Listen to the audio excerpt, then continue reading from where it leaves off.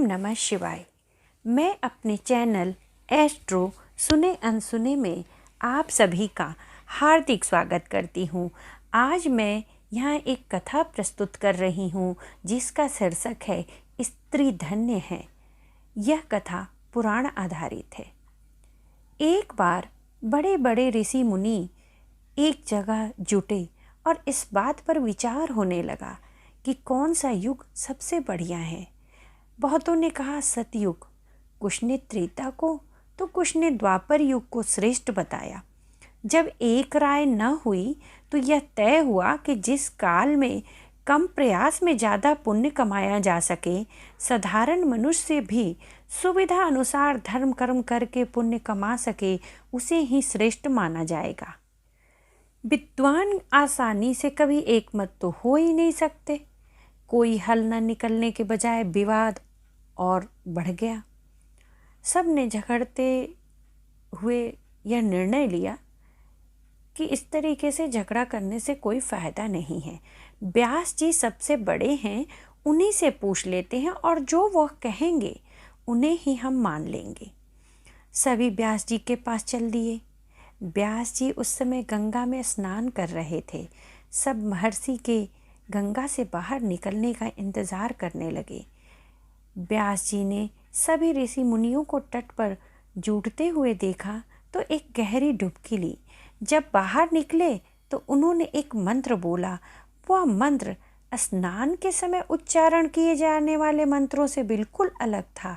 ऋषियों ने व्यास जी को जपते सुना, कलयुग ही सर्वश्रेष्ठ है, कलयुग ही सर्वश्रेष्ठ है।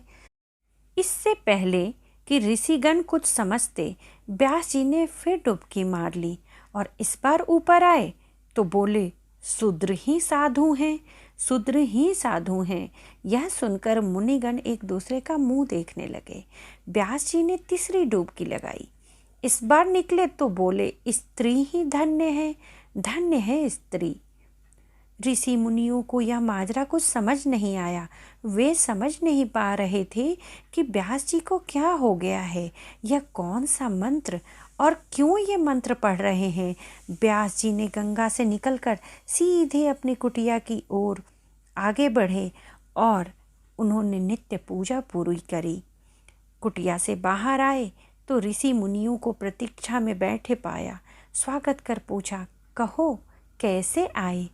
ऋषि बोले, महाराज हम आए तो थे एक समस्या का समाधान करवाने, पर आपने हमें कई नए असमंजस में डाल दिया है। नहाते समय आप जो मंत्र बोल रहे थे उसका कोई गहरा मतलब होगा, हमें समझ नहीं आया, स्पष्ट बताने का कष्ट करें। व्यास जी ने कहा, मैंने कहा कलयुग ही श्रेष्ठ है, शूद्र ही साधु हैं और स्त्री ही धन्य है। यह बात न तो बहुत गोपनीय है और ना इतनी गहरी कि आप जैसे विद्वानों की समझ न आए।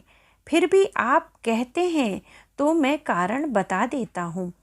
जो फल सतयुग में 10 वर्ष के जब तप पूजा पाठ ब्रह्मचर्य पालन से मिलता है, वही फल त्रेता में मात्र 1 वर्ष और द्वापर में 1 महीना, जबकि कलयुग में केवल 1 दिन में प्राप्त हो जाता है।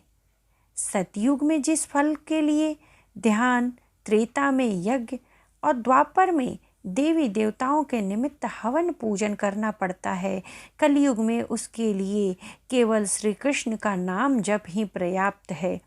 कम समय और कम प्रयास में सबसे अधिक पुण्य लाभ के चलते मैंने कलयुग को श्रेष्ठ बताया है।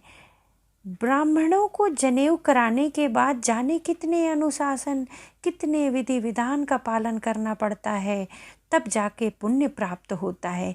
जबकि शूद्र केवल निष्ठा से सेवा करता है, सेवा दायित्व निभाता है और वह पुण्य लाभ अर्जित कर लेता है। सब कुछ सहते हुए भी वे ऐसा करते हैं, इसलिए शूद्र ही साधु हैं। स्त्रियों का न सिर्फ योगदान महान है, बल्कि वे सबसे आसानी से पुण्य लाभ कमा लेती हैं। मन, वचन, कर्म से परिवार की समर्पित सेवा ही उनको महान पुण्य दिलाने को पर्याप्त है। वह अपनी दिनचर्या में ऐसा करती हैं, इसलिए वे ही धन्य हैं। मैंने अपनी बात बता दी, अब आप लोग बताएं कैसे पधारना हुआ। सभी ने एक सुर में कहा, हम लोग जिस काम से आए थे वे आपकी कृपा से पूर्ण हो चुका है। महर्षि व्यास ने कहा, आप लोगों को नदी तट पर देखा, मैंने अपने ध्यान बल से आपके मन की बात जान ली थी, इसलिए डुबकी लगाने के साथ ही जवाब भी देता गया था। सभी ने महर्षि व्यास की पूजा की और अपने अपने स्थान को लौट गए। आज के लिए इतना ही। ओम नमः शिवाय।